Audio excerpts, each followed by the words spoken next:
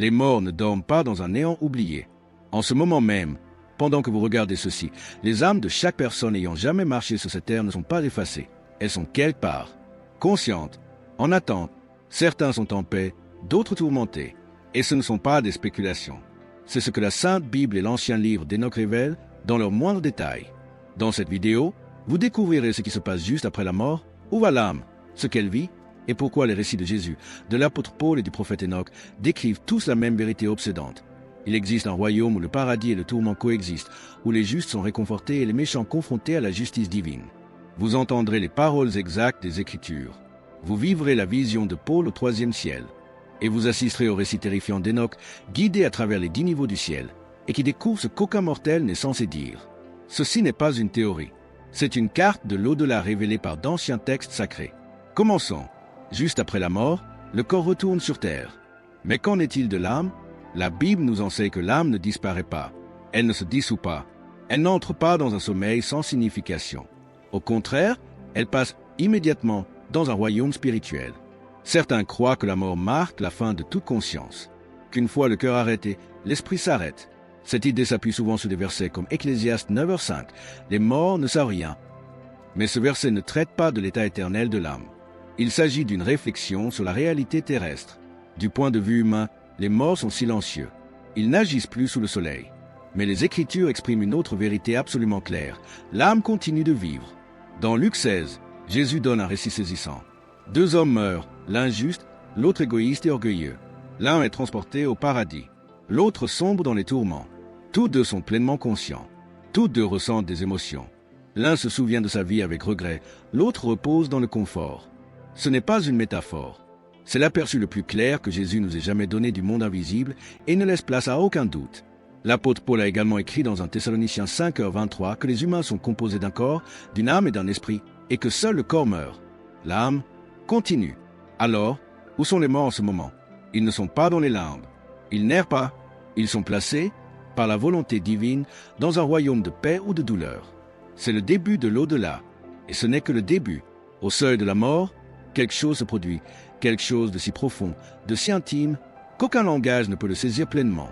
Le dernier souffle d'une personne ne marque pas seulement la fin de sa fonction biologique. C'est l'effondrement du monde visible et le début de quelque chose d'invisible. Le corps s'éteint peut-être, mais l'âme s'éveille. D'innombrables témoignages de ceux qui ont frôlé la mort témoignent d'une étrange clarté. Un calme soudain qui s'installe sur tout. Le temps ralentit.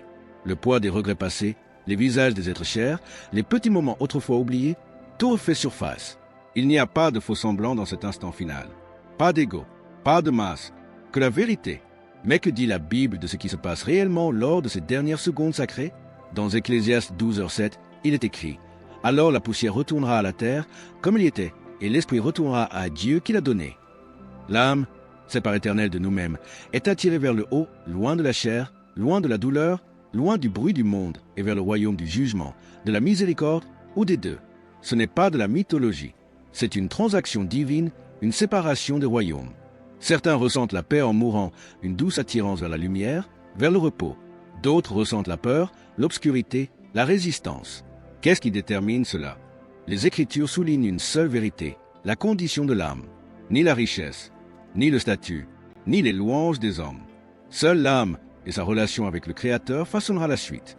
Jésus, sur la croix, a vécu cette séparation. Il s'est écrié « Père, je remets mon esprit entre tes mains » Luc 23h46.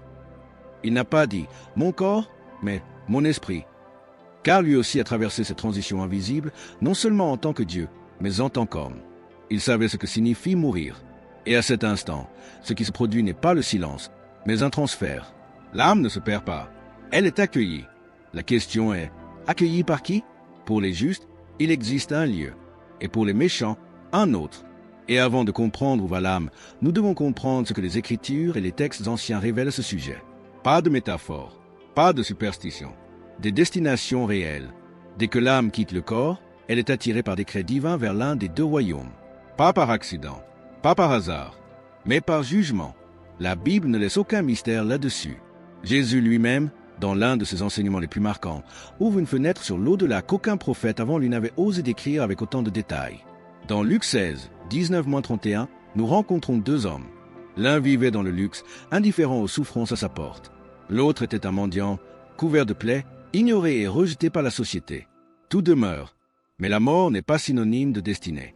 La mort la révèle. Le mendiant, Lazare, est porté par des anges. Remarquez le détail, porté vers un lieu de paix et d'honneur, le sein d'Abraham. Ce n'était pas poétique, c'était précis, c'était personnel. Pendant ce temps, l'homme riche se retrouve dans l'Hadès, un royaume d'agonie, pleinement conscient de l'endroit où il se trouve et de la raison de sa présence. Il lève les yeux, il voit, il supplie, il se souvient de ses frères. Il éprouve du regret, de la douleur, de la soif, de la solitude. Telle est la réalité biblique. Il n'y a pas de sommeil inconscient après la mort. Il y a une expérience consciente et spirituelle, une conscience éternelle, celle du réconfort ou du tourment. Et ces deux royaumes ne sont pas des galaxies lointaines. Jésus dit que l'homme riche regarda par-dessus un grand gouffre et vit Lazare au paradis. Les âmes des justes et des méchants pouvaient se voir assez proches pour se parler, assez loin pour être inaccessibles. Mais où un tel endroit pourrait-il exister? Où le paradis et l'enfer pourraient-ils être visibles du même point de vue? Ce mystère en a intrigué plus d'un, jusqu'à ce que l'apôtre Paul évoque quelque chose de profond. Dans 2 Corinthiens 12, Paul raconte qu'il a été enlevé jusqu'au 3e ciel. Il ignore si c'était dans son corps ou hors de son corps. Il sait seulement que ce qu'il a vu était si sacré, si bouleversant, qu'il lui était interdit de le décrire. Ce n'était pas un rêve, c'était un aperçu de l'éternité. Des siècles plus tôt, un homme avait reçu la permission de le décrire en détail. Enoch. Le livre d'Enoch, bien que ne faisant pas partie du canon biblique, était vénéré par les premiers croyants et offre un récit étonnant de ce que Paul ne pouvait dire.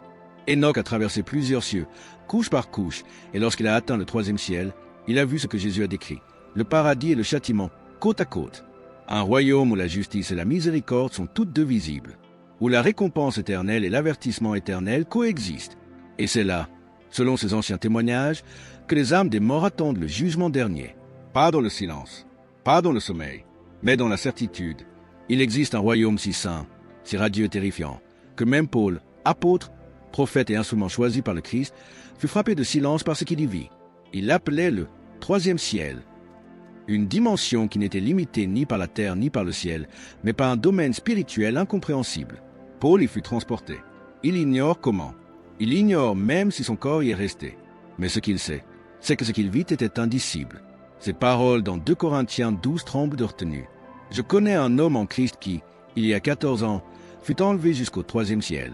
Si ce fut dans son corps ou hors de son corps, je l'ignore, Dieu le sait. Il fut enlevé au paradis et entendit des paroles inexprimables, des choses qu'il n'est permis à personne de raconter. Paul, l'homme qui débattit avec les philosophes et écrivit des lettres qui constituèrent l'épine dorsale de la théologie chrétienne, refuse de décrire ce qu'il entendit en ce lieu. Non pas parce qu'il ne le comprenait pas, mais parce que c'était interdit. Il existe des vérités si sacrées, si importantes, qu'elles ne sont pas révélées au grand public, seulement à quelques-uns, et même alors avec des limites. Mais il y eut un homme bien avant Paul qui vit les mêmes cieux et fut autorisé à parler. Son nom était Enoch. Mentionné brièvement dans la Genèse, Enoch est décrit comme quelqu'un qui marcha avec Dieu, puis disparut. Il ne mourut pas comme d'autres hommes. Dieu le prit. Et dans l'ancien livre d'Enoch, un texte autrefois précieux au sein de l'Église primitive et toujours vénéré dans le canon éthiopien, Enoch nous livre un voyage détaillé à travers les 10 cieux de Dieu. Lorsqu'Enoch atteignit le 3e ciel, ce qu'il vit le bouleversa profondément. Il contempla le paradis, non pas une idée abstraite, ni un symbole poétique, mais un royaume littéral d'arbres parfumés, de lumière rayonnante, de rivières coulant de lait et de miel, et d'un arbre de vie sacrée où le Seigneur lui-même marche. Il décrit une beauté si intense qu'elle submerge presque les sens. Feuilles dorées, branches couleur de feu et fruits brillants comme des pierres précieuses. Il dit que le parfum à lui seul suffisait à apaiser l'âme. Mais ce n'est pas tout ce qu'il voyait, car dans ce même royaume, juste au-delà de l'éclat, se trouvait autre chose. Un contraste si violent qu'il déchirait l'âme. Les hommes qui guidaient Enoch le conduisirent vers la partie nord du 3e ciel, et là, il le vit, à lieu d'ombre, de châtiment, de feu rugissant et de gel glacial. Un royaume de ténèbres où nulle lumière ne pénètre, mais où seul le tourment coule. Un fleuve ardent le traversait. Des chaînes, des cris, une soif insatiable. Et des anges, non pas des consolateurs, mais des gardiens féroces et impitoyables du jugement veillaient, armes flamboyantes à la main. C'est le même endroit dont Jésus a parlé dans Luc 16.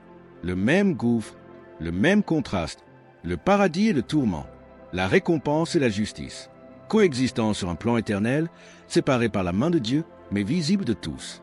Il fut dit à Enoch, « Ce lieu, ô Enoch, est préparé pour les justes, et celui-ci pour ceux qui déshonorent Dieu, qui volent, tuent, mentent et refusent la miséricorde. Voilà leur héritage éternel. Pas de métaphore vague, pas d'au-delà flou, un ordre divin. Et la vérité la plus édifiante, à l'instant même où vous entendez ces mots, chaque âme ayant quitté cette terre a déjà été placée dans l'un de ces royaumes. Attendant, conscient, observant, attendant quelque chose d'encore plus grand ou de plus terrible encore. Au cœur du troisième ciel, entouré de lumière vive et de parfums divins, se trouve un sanctuaire non construit de main d'homme, un paradis conçu pour ceux qui ont choisi la miséricorde plutôt que l'avidité, la justice plutôt que la corruption, l'humilité plutôt que l'orgueil. Ce n'est pas une fable, ce n'est pas un vœu pieux, c'est l'héritage éternel des fidèles. Enoch se tenait à cet endroit.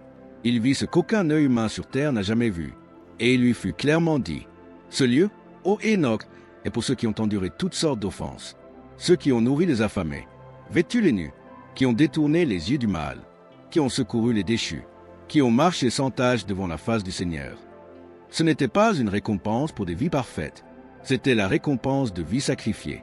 Le jardin qu'il contemplait ne ressemblait pas à l'Éden, car ce n'était pas un commencement. C'était une récompense. L'air lui-même était empreint de paix. Les arbres scintillaient d'or et de vermillon. Leurs fruits palpitaient de douceur, non seulement pour le palais, mais pour l'âme. Au centre se dressait un arbre plus éclatant que tous les autres, l'arbre de vie, où la présence de Dieu reposerait lorsqu'il monterait au paradis. Et le traversaient 4 fleuves sacrés, chacun déversant non pas de l'eau, mais des symboles de la providence divine, le miel, le lait, l'huile et le vin. Ce n'étaient pas de simples aliments, c'étaient des signes, des représentations de repos, de joie, d'onction et de célébration. Ici, l'âme n'a pas faim, elle n'a pas peur, elle ne se souvient pas de la douleur, elle est enveloppée de repos. Mais ne vous y trompez pas, ce n'est pas la récompense finale. C'est l'attente des justes, la première étape de la vie éternelle. Une demeure spirituelle où les fidèles reposent, pleinement conscients, en parfaite paix, tout en attendant la résurrection finale, où leurs corps ressusciteront dans la gloire, réunis à leurs âmes, et où ils demeureront pour toujours dans le nouveau ciel et la nouvelle terre, comme promis dans Apocalypse 21. C'est là que se trouvent les fidèles maintenant, ni endormis, ni dans les limbes. Ils sont en communion, en sécurité, dans la promesse. Le monde peut les oublier, mais le ciel les garde près de lui. Et pourtant, tous ne sont pas ici. Car si Enoch a vu la beauté préparée pour les justes, il a également vu ce qui attend les méchants. Juste au-delà de la beauté rayonnante du paradis, Enoch a été conduit vers un lieu qu'aucun homme ne choisirait jamais et pourtant, beaucoup s'y trouvent. Ce n'était pas loin, ce n'était pas caché, c'était juste là, à portée du jardin de Dieu, et pourtant complètement séparé par une frontière divine qu'aucune âme ne pouvait franchir. Les 2 anges qui guidaient Enoch, dont la voix n'était plus si douce, le conduisirent à l'extrémité nord du 3e ciel. Et ce qu'il vit modifia le rythme de sa respiration. Ses mots tremblaient lorsqu'il le décrivit. Un lieu terrible, une région de ténèbres cruelles, une obscurité sans lumière, une terre où le feu brûle sans fin, et pourtant la glace glace l'âme, où la soif n'est jamais étanchée et où le froid ne l'a jamais prise. Ce lieu était imprégné de jugement. Ce n'était pas le chaos, ce n'était pas un royaume de châtiment sans raison. C'était ordonné, précis, juste. Chaque tourment avait un but, chaque chaîne avait un sens. Les cris qui résonnaient dans ces couloirs n'étaient pas réduits au silence, ils étaient entendus et autorisés. Tel était l'héritage du défi. Il fut dit à Enoch, « Ce lieu est réservé à ceux qui ont déshonoré leur Créateur, qui ont vécu dans la violence, le mensonge, le vol, qui se sont vantés de leur méchanceté, qui se sont livrés à la perversion et ont appelé cela la liberté, qui se sont moqués des affamés et ont dépouillé les pauvres, qui connaissaient Dieu, mais se sont prosternés devant des idoles de pierre et d'argent, sans vie et sourde. Ce n'était pas de vagues péchés, c'étaient les blessures de l'humanité mise à nu, exploitation, injustice, cruauté, et le jugement les a affrontés de front. Mais ce qui rendait ce lieu si terrifiant n'était pas seulement le feu ou le gel, c'était la conscience. Ils se souvenaient. Les âmes ici étaient pleinement conscientes. Elles n'étaient pas anéanties. Elles ne dormaient pas. Elles savaient pourquoi elles étaient là. Elles se souvenaient de chaque occasion de se repentir, de chaque instant de vérité ignorée, de chaque personne blessée, de chaque occasion de rechercher la miséricorde divine passée sous silence. Il n'y avait pas de mensonge ici, seulement des souvenirs et de l'attente, car même ce tourment n'est pas la sentence finale. C'est le lieu d'attente devant le trône du jugement. Ils attendent un jugement plus grand, un jugement qui déterminera non seulement l'état de l'âme, mais aussi sa place dans l'éternité. Mais pourquoi attendent-ils? Quel est ce jugement à venir? Pour comprendre toute l'étendue de l'au-delà, il faut s'intéresser à l'acte final de toute l'histoire humaine, la résurrection des morts et le jugement du grand trône blanc décrit dans l'Apocalypse. Un jour viendra plus réel que demain, plus certain que le lever du soleil, où le temps sera réduit au silence et où l'éternité parlera. Les morts, tous, ressusciteront. Pas seulement les justes, pas seulement les méchants. Tous, des profondeurs de la terre, des mers, des cendres des cimetières oubliés et de la poussière des anciens empires, ils ressusciteront. Rois et mendiants, prêtres et prisonniers, tyrans et saints, personne ne manquera à l'appel. Aucun nom ne sera oublié, aucune vie ne sera oubliée. Le livre de l'Apocalypse ouvre ce rideau final au chapitre 20. La scène est terrifiante par sa majesté. Et je vis un grand trône blanc et celui qui était assis dessus. Devant sa face sang furent la terre et le ciel. Et je vis les morts, les grands et les petits, se tenir devant Dieu. Et les livres furent ouverts. Ce ne sont pas des livres d'histoire. Ce sont des livres d'archives. Chaque acte, chaque pensée secrète, chaque acte caché accompli dans l'ombre, chaque mot prononcé quand personne d'autre ne l'écoutait, écrit. Et ce jour-là, l'âme ne discutera plus. Il n'y aura plus d'avocats, plus de pots de vin, plus de dénégation, car tout sera connu. L'âme se verra pleinement. Et dans ce miroir de vérité, l'éternité se décidera. Pour ceux dont les noms figurent dans le livre de vie, le livre scellé par le sang de l'agneau, par la foi et l'abandon au Christ, le verdict et la joie. Ils seront accueillis dans la nouvelle Jérusalem, dans un nouveau ciel et une nouvelle terre, où les larmes ne couleront plus, où la mort n'existera plus, et où Dieu lui-même habitera avec son peuple. Mais pour ceux qui ne figurent pas dans ce livre, ceux qui ont rejeté la grâce, qui se sont accrochés à la méchanceté, qui ont raillé la voix de Dieu les appelant à revenir, il n'y a qu'une seule destination. Et la mort et le séjour des morts furent jetés dans l'étang de feu. C'est la seconde mort. Non pas que Dieu se complaît dans la destruction, mais parce qu'il est juste, parce qu'un Dieu saint ne peut permettre à la rébellion de régner dans l'éternité, parce que le paradis ne peut contenir à la fois la justice et la corruption pour toujours. Cette division temporaire qu'Enoch a vue, le paradis et les tourments au troisième ciel, sera dissoute. Les justes s'élèveront vers la gloire. Les méchants seront rejetés. Les royaumes spirituels seront vidés, et seul restera l'ordre éternel du royaume de Dieu. Et c'est pourquoi Jésus a lancé un avertissement pressant. C'est pourquoi Paul a supplié en larmes. C'est pourquoi les prophètes ont crié dans les rues. Car le jugement n'est pas un mythe. C'est une date sur le calendrier céleste. Et personne n'y échappe. Mais que se passe-t-il ensuite? Que devient l'âme une fois ce grand jugement accompli? Pour répondre à cette question, nous devons aller au-delà du troisième ciel, dans la nouvelle création elle-même. Une fois le jugement dernier prononcé, une fois que chaque âme se sera tenue devant le trône, une fois les livres clos et le dernier non prononcé, quelque chose d'inimaginable commencera. Tout ce que vous avez connu, les étoiles, les océans, le ciel au-dessus et la terre en dessous disparaîtra. Pas symboliquement, littéralement. Apocalypse 21 s'ouvre sur les paroles d'un homme qu'il a vu de ses propres yeux. Puis je vis un nouveau ciel et une nouvelle terre. Car le premier ciel et la première terre avaient disparu, et la mer n'était plus. Ce dont Jean fut témoin n'était pas une rénovation, mais une renaissance, une recréation complète. Un monde sans mort, sans déclin, sans ombre. Et descendant dans cette nouvelle réalité, une ville, la ville sainte, appelée la Nouvelle Jérusalem, non construite par les hommes, non financée par les rois, conçue par Dieu, parée comme une mariée, rayonnement de pureté. Ses fondations brillaient de 12 pierres précieuses. Ses portes étaient faites de perles simples. Ses rues, d'or pur, comme du verre transparent. Mais ce n'était pas seulement une ville de beauté. C'était une ville de présence.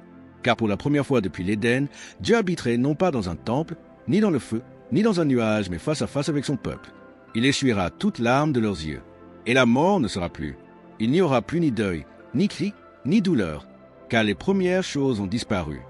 Plus de séparation, plus d'attente, plus de brisure. L'âme, enfin entière, demeurera à jamais dans la présence même pour laquelle elle a été créée. Et ce n'est pas l'éternité dans les nuages avec des harpes. C'est un royaume, un monde, une civilisation divine. Une création restaurée où le but est éternel, la joie sans fin et l'adoration non routinière, c'est l'air que nous respirons. Mais cela ne concerne que ceux dont les noms sont inscrits dans le livre de vie de l'agneau. Hors de cette cité, dans une réalité tout aussi éternelle, se trouvent ceux qui ont rejeté la lumière. Ils ne sont pas oubliés. Ils ne sont pas dans les limbes. Ils sont dans ce que la Bible appelle la seconde mort, la séparation éternelle d'avec Dieu. Non pas parce qu'ils n'étaient pas à la hauteur, mais parce qu'ils ont choisi l'égoïsme plutôt que l'abandon, l'orgueil plutôt que le repentir. Et cette séparation ne sera jamais annulée. Voilà ce que signifie l'éternité. Ce n'est pas une longue période, c'est l'absence de temps. C'est une existence sans fin, façonnée par les choix faits au cours d'une vie qui s'est écoulée comme une vapeur.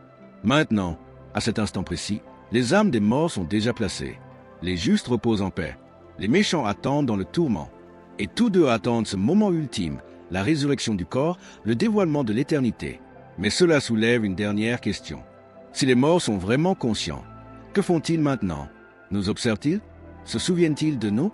Ressentent-ils quelque chose? Aspirent-ils à la fin? Ils ne dorment pas. Ils ne s'égarent pas. Ils ne sont pas perdus dans un brouillard d'immobilité inconsciente. D'après les Écritures et les visions sacrées d'hommes comme Enoch et l'apôtre Paul, les morts justes et méchants sont pleinement conscients. Ils se souviennent, ils perçoivent, ils ressentent. En ce moment, alors que le monde continue avec ses distractions et son bruit, il règne un silence divin où les âmes attendent avec une clarté parfaite. Les morts n'oublient pas leur vie. Ils se souviennent de chaque bonté dont ils ont fait preuve, de chaque blessure qu'ils ont infligée, de chaque occasion de miséricorde saisie ou ignorée. Le temps n'obscurcit plus leur vision. Le voile est tombé. Ils voient la vérité telle qu'elle est. Dans Luc 16, l'homme riche qui se trouvait dans le tourment n'a pas seulement ressenti de la douleur, il s'est souvenu de sa famille. Il a supplié que quelqu'un avertisse ses frères afin qu'ils ne le rejoignent pas. Ce n'était pas de la fiction. C'était Jésus levant le voile et nous montrant ce que nul homme ne pouvait voir, le poids émotionnel de l'au-delà. Les justes, quant à eux, sont en paix. Mais ce n'est pas une paix passive, c'est une paix impatiente. Ils attendent l'accomplissement de la promesse. Leur repos est sacré, mais pas définitif. Ils attendent avec impatience le jour où la trompette sonnera, où leurs corps ressusciteront dans une gloire incorruptible et où seront revêtus d'immortalité. En attendant, ils attendent, en présence de Dieu, enveloppés dans le confort du paradis. Mais nous voit-il? La Bible offre des aperçus, non pas des réponses définitives, mais des murmures de profondeur. Dans Hébreux 12, il nous est dit que nous sommes environnés d'une si grande nuée de témoins. Des saints qui nous ont précédés, pas dans le sommeil. En témoignage, seraient ceux qu'ils veillent, acclament, prient, aspirent. Et qu'en est-il des méchants? Leur attente est différente. Il n'y a ni joie ni anticipation. Seulement la certitude de ce qui arrive, le jugement dernier. Ils savent qu'ils ne sont pas là où ils ont été créés. Ils savent qu'ils ont renié l'appel de Dieu. Et ils attendent, pleinement conscients du sort qui les attend. Cette attente, qu'il s'agisse du paradis ou du tourment, n'est pas la fin. C'est le début de l'éternité. Et la réalisation la plus terrifiante pour les méchants et l'espoir le plus réconfortant pour les justes est peut-être celle-ci. Il n'y a pas de seconde mort pour ceux qui sont déjà en paix. Et il n'y a pas de seconde paix pour ceux qui sont déjà condamnés. C'est pourquoi la Bible nous supplie, tant que nous avons encore du souffle dans nos poumons, de faire des choix judicieux, de nous repentir, de nous tourner vers Dieu. Car une fois que l'âme quitte le corps, le cap est fixé. La direction est scellée.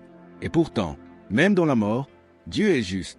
Et ceux qui reposent maintenant en lui ressusciteront un jour avec lui. Pas seulement en esprit, mais dans la gloire, ce qui nous amène au mystère final, l'union de l'âme et du corps lors de la résurrection et les destinées éternelles qui en découlent. L'âme n'a jamais été destinée à être désincarnée à jamais. Dès le commencement, dans la perfection silencieuse de l'Éden, Dieu a insufflé la vie à la poussière, l'esprit et la chair unis, non pas comme des parties séparées, mais comme un seul être vivant. Et même si la mort a brisé cette union, l'Écriture nous le dit clairement, il n'en restera pas ainsi. Il viendra un jour où chaque âme de tout âge, de toute nation, de chaque coin de la terre sera réunie à un corps. Mais pas le même corps qui a vieilli, souffert ou est mort. Non, ce corps sera transformé. L'apôtre Paul, écrivant avec une clarté tremblante dans 1 Corinthiens 15, appelle ce moment la résurrection des morts. Et il ne parle pas en termes vagues. Il décrit cela comme une transformation cosmique littérale. La trompette sonnera, les morts ressusciteront impérissables, et nous serons transformés. Ce qui était périssable deviendra impérissable. Ce qui était mortel revêtira l'immortalité. Ce qui a été semé dans la faiblesse ressuscitera avec puissance. Les justes, ceux qui reposent maintenant au paradis, ressusciteront les premiers. Leurs âmes retrouveront des corps glorifiés, libérés de l'âge, de la douleur ou de la déchéance. Des corps non faits pour cette terre, mais pour l'éternité. Ils brilleront comme le soleil dans le royaume de leur Père, comme Jésus l'a dit dans Matthieu 13h43. Ils marcheront en présence de Dieu sans voile, sans limite, sans honte. Ce n'est pas un mythe pour réconforter les cœurs endeuillés. C'est le cœur de l'espérance chrétienne. Jésus lui-même fut le premier à ressusciter sous cette nouvelle forme. Sa résurrection n'était pas seulement un miracle, c'était un modèle. Le tombeau était vide. Son corps portait les marques de la crucifixion. Et pourtant il était glorifié, capable d'apparaître derrière des portes closes et de manger du poisson près du feu. Il était tangible et pourtant transcendant. Et ceux qui le suivront dans la résurrection. Mais pour les méchants, la résurrection ne mène pas à la vie, mais au jugement. Eux aussi ressusciteront. Non pas à la gloire, mais pour se tenir, corps et âme, devant le trône. Et de là, pour être jetés entiers, éternels, conscients dans l'étang de feu. C'est la seconde mort. Une mort non pas d'extinction, mais de séparation éternelle.